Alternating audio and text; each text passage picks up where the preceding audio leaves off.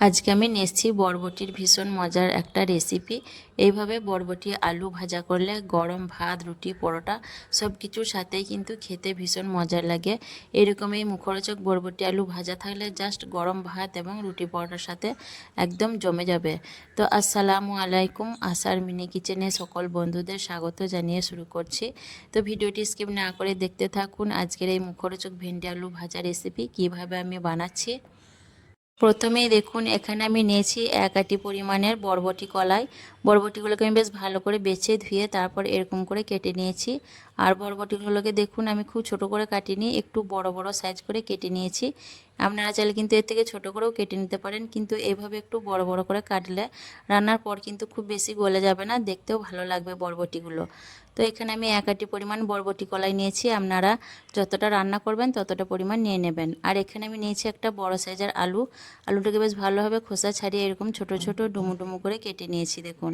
আর বেশ ভালো করে ধুয়ে পরিষ্কার করে নিয়েছি। তো আপনারা যে পরিমাণে রান্না করবেন সেই পরিমাণে বরবটি আর আলু নিয়ে নেবেন। তারপর আমি গ্যাস অন করে দিয়ে দিলাম পরিমাণ মতো সর্ষের তেল। অবশ্যই কিন্তু রান্নাটা সর্ষের তেলেই করবেন। তেলটা একটু গরম হয়ে আসার পর দিয়ে দিচ্ছি এখানে আমি সামান্য কালো জিরের ফোড়ন। জিরাটা একটু ভাজা ভাজা হয়ে আসলে তারপর আমি এখানে দিয়ে দিচ্ছি 1 মুঠো পেঁয়াজ। আর দিয়ে দিচ্ছি এখানে 3-4টে মতো কাঁচা লঙ্কা চেরা। দিয়ে নাড়াচাড়া করে আমি মিডিয়াম ফ্লেমে 3 থেকে 4 মিনিটের মতো পেঁয়াজটাকে বেশ ভালো করে ভেজে নেব।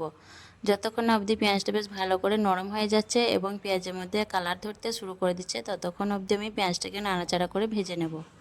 3-4 মিনিটের মতো পেঁয়াজটাকে মিডিয়াম ফ্লেমে ভেজে নেওয়ার পর দেখুন অনেকটাই নরম হয়ে গেছে এবং পেঁয়াজের মধ্যে কালার ধরতে শুরু করে দিয়েছে। এই পর্যায়ে আমি দিয়ে দিচ্ছি আগে থেকে কেটে রাখা আলুগুলো।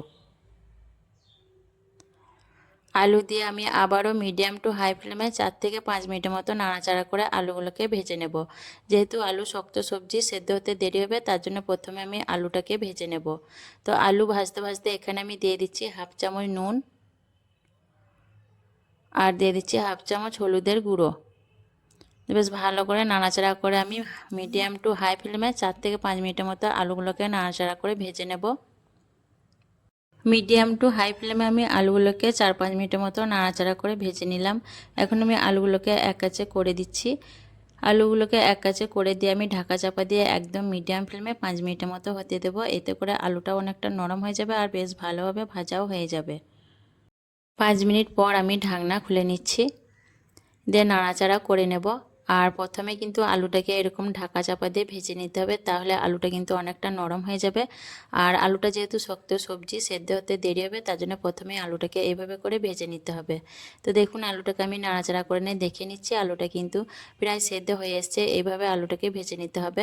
তারপর আমি দিয়ে দিচ্ছি কেটে রাখা বরবটিগুলো। দিয়ে আবার আমি 2 মিনিটের মতো নাড়াচাড়া করে মিশিয়ে নেব। আর বরবটিটা কিন্তু প্রথমে দিলে অনেক গলে যেত, তাই আমি বরবটিটাকে আগে না ভেজে আলুটাকে আগে ভেজে নিলাম। তাহলে আলুটাও বেশ ভালোভাবে সেদ্ধ হবে আর বরবটিটাও সুন্দরভাবে সেদ্ধ হয়ে যাবে। তো 2 মিনিটের মতো নাড়াচাড়া করে মিশিয়ে নিয়ে আমি সবজিগুলোকে সব এক কাছে করে দেব। এক কাছে করে দিয়ে আমি মিডিয়াম ফ্লেমে হতে দেবো 5 মিনিটের মতো, তাহলে বরবটিটা অনেকটা নরম হয়ে যাবে। আবারও আমি ঢাকনা খুলে নিচ্ছি, দিয়ে আবারও একবার নাড়াচাড়া করে নেব। আর বরবটিটা দেখুন অনেকটাই কিন্তু নরম হয়ে গেছে। বরবটিটা কিন্তু আরও সেদ্ধ হবে, এখনও সম্পূর্ণ সেদ্ধ হয়নি, বেশ কিছুটা নরম হয়ে গেছে। এখন একটু নাড়াচাড়া করে নিয়ে আমি এর মধ্যে দিয়ে দেবো এই পর্যায়ে একটা কেটে রাখা টমেটো। এখানে আমি একটা ছোট সাইজের টমেটো দেখুন এরকম পাতলা পাতলা করে কেটে নিয়েছি, দিয়ে দিলাম। টমেটোটা অবশ্যই অপশনাল, আপনারা চাইলে না দিতেও পারেন, কিন্তু দিলে বেশ খেতে ভালো লাগে, একটু টকটক ভাব আসে, খেতে ভীষণ ভালো লাগে, তার জন্য আমি টমেটোটা ব্যবহার করেছি। তা আবার আমি কিছুক্ষণ নাড়াচাড়া করে ভেজে নেব, যাতে বরবটি আর টমেটোগুলো বেশ ভালো করে নরম হয়ে যায়। মিনিট খানেক নাড়াচাড়া করানোর পর দেখুন টমেটো, আলু, বরবটি সব কিছুই কিন্তু বেশ ভালোভাবে নরম হয়ে গেছে। এখন আমি নাড়াচাড়া করে নিয়ে আপনাদের দেখিয়ে দিচ্ছি, দেখুন আলু বরবটি কতটা সেদ্ধ হয়েছে। তো দেখুন আলুগুলো কিন্তু খুব সুন্দরভাবে সেদ্ধ হয়ে গেছে, একদম নরম হয়ে গেছে। আর বরবটিটাও দেখুন বেশ ভালোভাবে সেদ্ধ হয়ে গেছে আর টমেটোগুলো কিন্তু অনেকটা নরম হয়ে গেছে। এখন একটু নাড়াচাড়া করে নিয়ে এর মধ্যে আমি দিয়ে দেবো দেখুন 4 চামচে 2 চামচ পোস্ত দানা। এখানে আমি 2 চামচ পোস্ত দানা ব্যবহার করেছি রান্নার পরিমাণ হিসেবে, আর দিয়ে দিচ্ছি সামান্য পরিমাণ চিনি, এতে করে টেস্টটা ব্যালেন্স হবে। যারা চিনিটা পছন্দ করেন না তারা কিন্তু বাদ দিয়ে রান্নাটা করে নিতে পারেন। দিয়ে নাড়াচাড়া করে আমি একটু ভেজে নেব যাতে পোস্ত দানাটা একটু ভাজা ভাজা হয়ে যায়। আর এরকম একটু পোস্ত ছড়িয়ে ভাজাটা করে নেবেন, তাহলে দেখবেন খেতে ভীষণ মুখরোচক হবে, খেতে কিন্তু দুর্দান্ত লাগে।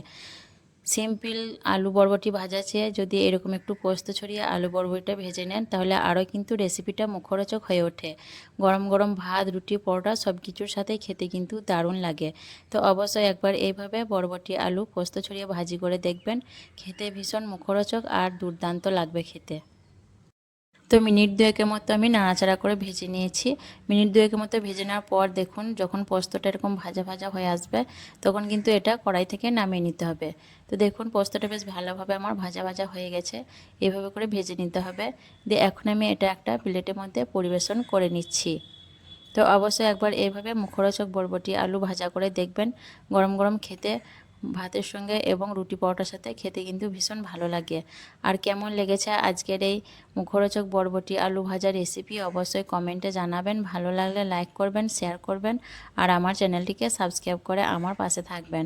আসবো আবারও অন্য কোনো রেসিপি নিয়ে। সকলে ভালো থাকবেন, সুস্থ থাকবেন। আল্লাহ হাফেজ।